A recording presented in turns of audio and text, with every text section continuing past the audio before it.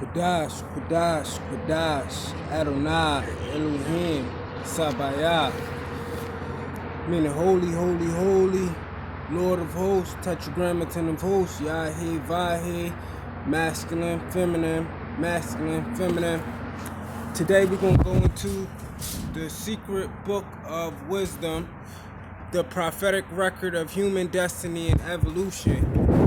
We're going to go into stanza number 5, the persecution of love. All right, let's jump right into it. The light of illumination touched the earth, Ha Adam, or planet Ka. The long night that had dominated human consciousness was losing its thicky hued layers. The dark veil of ignorance began to drop from people's eyes as they opened their vision and were imbued with alertness. Imbued means infused. 35. Those who most longed for light were touched with fires by the sons of heaven. So the angels touched their spirit, the fires, their spirit, the sons of heaven, which be the angelic forces. Their flash of illumination spread among the chosen seeds, 144,000 elect, as well as the lost sheep of the house of Israel. The children of light, you could say that as well. Their flash of illumination spread among the chosen. So the angels are basically infusing the chosen fires, spirits, with light.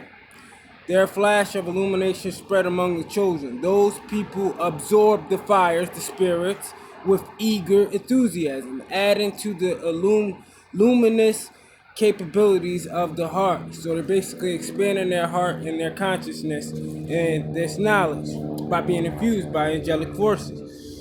The world became lighter and brighter, but still one had to work hard to kindle the fires in the light bearers' companions. And the sons of heaven called for help from those who had preserved the lucidity of the flame. So this goes both ways, They have to be open to receive, and the angels have to be able to identify who's willing to receive. So you have to open yourself up to these things in order for them to be infused, imbued with alertness. 36. Sparks were flaring, and with the new era came a great inflow of fire. So with the new era, the new period, there was a great inflow of fires. So like in the Great Tribulation, Great Reset, the Apocalypse, the Great Revealing, so there's a great inflow. Solar plasma, the sun. And this chapter is going to actually talk about all that too. Many people were already carrying a divine flame within their breasts, their chests, their hearts. Nevertheless, they were the minority compared to the whole mass of humanity. These light bearers were recognized immediately, for it is impossible to conceal the light. They spoke of God, a pure heaven embraced by the flame of love of the sons of eternity, the internal being that live within them. The darkness was irritated by such flowery speeches and wanted to wrap everyone in an even denser veil of ignorance, infuse malice into the minds of her listeners. Consumed with violent rage, blinded by anger, sightless gropes for stones from stony hearts, interlaced with the hail of curses, rained down on those who were bearing the light of love. Love was beaten, tortured, burnt, but she was inevitable, for she was drawing upon immortal forces within herself. Tapping into the eternal one that lives inside of you, which is eternal life. She loved, and that was all that mattered. Sparks were igniting. The gods saw how desperately the warriors of love were fighting, armed with the divine gift They walked the earth with a single mission in mind, to love. For them, the most important thing was to preserve love for humanity intact. They did not expect a loving response in return. They failed to meet love in those who extinguished the spark of fire within themselves, had grown cold. Love was to ignite their godlessly smoke wick. The bearer of the flame touched everyone in sight. The bearer of the flame touched everyone in sight. So all those that come in contact with, they basically have an effect on because their frequency is so high and strong. The bearer of the flame touched everyone in sight. So were ignited at once, promising to preserve and cultivate their tiny flame, while others averted their eyes. Still others took a stone out of their bosom, basically stony heart, basically ignorance, as well as, yeah, basically blatantly ignorance, a stony heart, basically pride. But the word, I couldn't find the word I was trying to use. No, stiff-necked people. That's what I was looking for, which they had harbored. There is a place of their heart. Yes, a stone had replaced the heart, but the gods knew how to work with such dense matter, which at some point would turn into a gentle, ignite to furious scarlet flower. On and on they labored. A drop of water can wear away a stone. A seemingly weak force defeats a stronger one. Water gushed into the world, and the strongest of all the tiny drops was drops knew that it was one with the limitless ocean of eternity. It started into work, polishing dense granite like masses. So basically, breaking that stoniness up by the water, the eternal, the eternal waters of life. It was it was a thought drops of hot tears was falling on the unyielding surface of a stone. The stone was helpless in the face of the steady tap tap tapping. It was knocking at the door of its soul, demanding that it open itself to the whole world. The world waited. The stone was silenced, but the drop proved to be stronger and washed away all the soulless barriers which with which the darkness had attempted to smother. The stone's ever so delicate nature, now it was free and open to all, and the new world believed in it. The sons of God finally caught their breath and let out a quiet sigh. The scale pan of evil was becoming noticeably lighter. The burden was being enlightened because the forces, the counterbalance of good against evil. They breathed out a new stream of fresh fires in response to the call of the heart that reached them from the bowels of the earth. So those that want to wake up and calling and crying out to heaven for knowledge, for this burden to be relieved, the angelic forces is coming into play now. Just like those four winds in Revelation that was told to hold back the destruction of the earth to the servants were sealed with the mark of the Creator on their foreheads and their pineal gland, which is Kevin. Plunged into darkness. The planet resembled the night sky, for she was all a twinkling with little sparks of stars. These glowed in the hearts of those who had preserved the fire safe from the malice claws of the forces that would extinguish it. Read Isaiah 49, 1 through 19, how Jacob, the supplementer, which would be James, my name, that would preserve the tribes and be preserved to the end. The fire, and that can go for all of the children of light. You know, I'm just saying it's my name, so I'm gonna throw that out there. The sons of God were reaching out with stellar silver threads towards the hearts of the light bearers, turning them into immortal carriers of divine currents, divine energy, plasma energy coming from the sun. Such people were able to love and to know what love is. They don't have none of that wickedness in their heart or no ill feelings because they know right from wrong. They have a different kind of love than the way people perceive love today. Trust me, I know. I ain't met nobody that can match my love yet. Genuinely. The outer covering of the planet looked something like lace. Bright glowing threads were being interwoven in a fanciful pattern, faithfully streaming the divine currents which were bearing the life-giving power of love. And the earth began to breathe in these fires, giving power of love, and the earth began to breathe in these fires. 42. The sun was blazing. Now here we go to the sun and that plasma energy, which is happening now with all these solar flares. The sun was blazing, filling all the channels of the life-bearing artery, of the light with streams of new fire, spirit. And the people of the earth noticed that their point of view, at least the excessively activity of the sun, which is happening now. 4 sunspots of plasma energy directed to the earth in a 12,000 foot cavern of fire that exploded on the sun right now. The sun is changing from its circular polar. I think Brother Maine did a video on that when the sun leaves its circular polar. These are the signs in the end, at the end of the age and the reset. Was burning through everything. The world began to be ruled by completely different currents which had come to replace the old ones, carrying within themselves the aroma of divine spheres. This energy, plasma energy. Your blood is made of plasma. When you go to a blood bank, they take your blood to take your plasma to create medicine, a life-bearing substance, for which the sun produces to all living things on the planet, especially melanated things.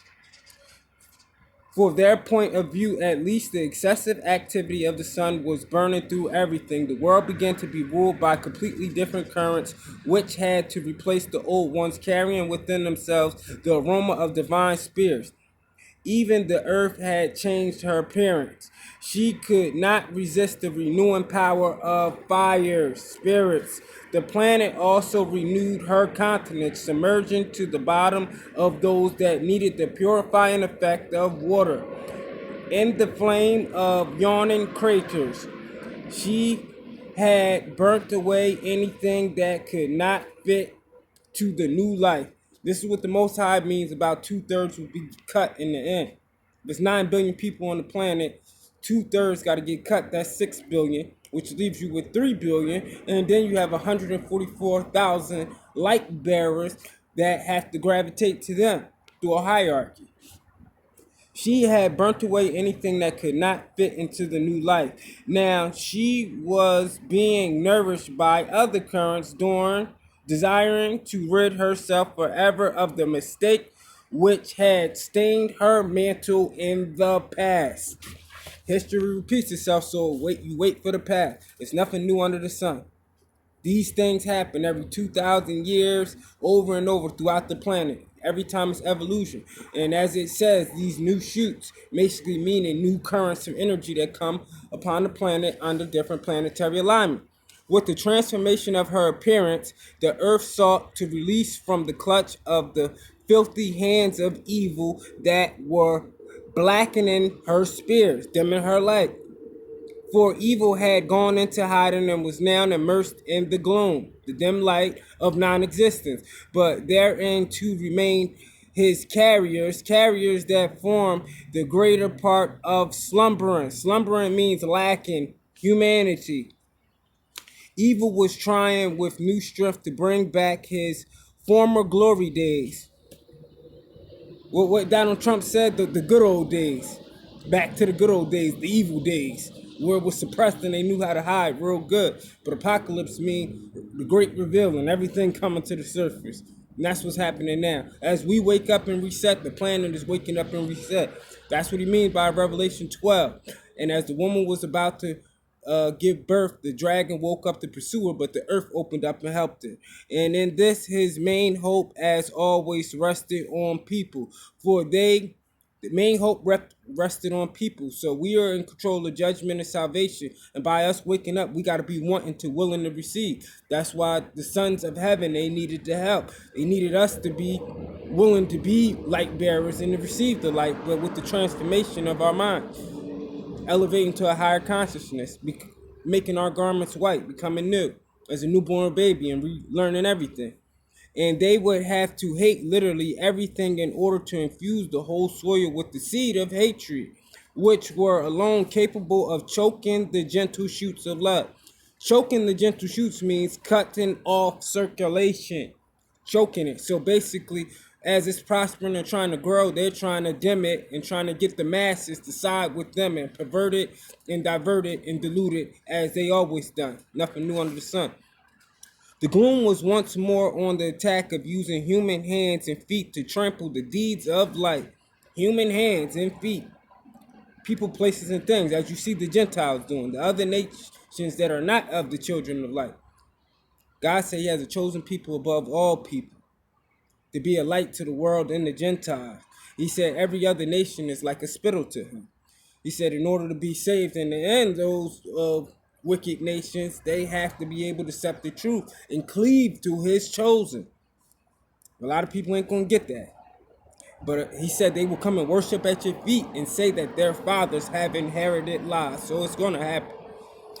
Man seemed to be a vessel, basically a host, a body, Lord of hosts, tetragrammaton, for cruelty and insidious malice. He knew no peace, no shalom, feverishly attempting to reap God's bounty with blood-stained instrument, trying to reap God's bounty and for the sake of blood. That's why God said anybody that take anybody's land in blood is going to be repaid back in blood. Just like he said, thee that leadeth into captivity shall go into captivity. Thee that killeth with the sword shall be killed with the sword.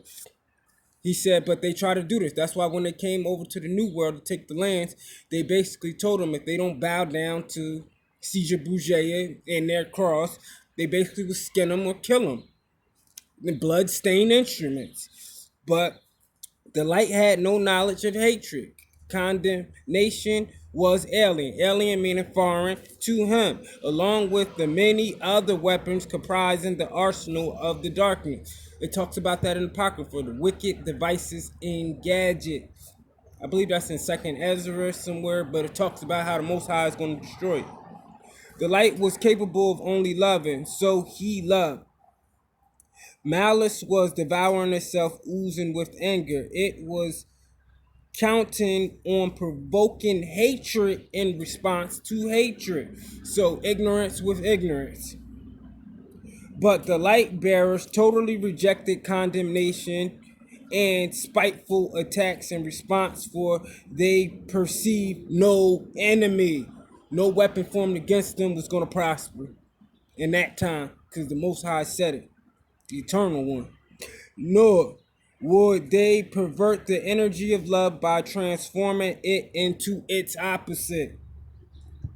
Exactly what you see on the media and everything you read in news today. It's all about perverting and programming the mind. Shift the focus from the truth of what's really happening to create an idea in your mind so you side with it. They had confidently taken their places on the pole bearing the imprint of love. For them, the opposite pole from which only cold hatred was pouring forth held no attraction at all. Basically meaning it's a turn off. No, there's no life and death. So the death that they create in wickedness and ignorance and trying to get people to follow, it only leads to a sudden death. Just like if you side with a wicked person and side with them, eventually they're going to eliminate you too. And guess what? You become part of the collective whole of death. The darkness was losing strength. Her army simply melted before her eyes as it drew near the warmth of loving hearts. Rarely did anyone forsake the camp of light. Deserters were becoming even harder to find, and it was so basically people is not basically once they come into the light, they're not gravitating or being converted back. They becoming solid in the sight of the Most High. It was now almost impossible to win over to the dark side anyone who had recognized the true value of divine love. The bearers of light, the chosen seed, those with the seal. And as you know, they are fully sealed now because the destruction is coming upon the earth. So them 4 angels, those 4 winds, them angels is letting all hell break loose. That's where you get your pole shift from. That's where you get your earthquakes in diverse places from. That's why you get all this crazy weather due from the plasma coming from the sun, the solar flares. The flame did not die out, rather it shone. So basically their spirit, their eyes like a flame of fire.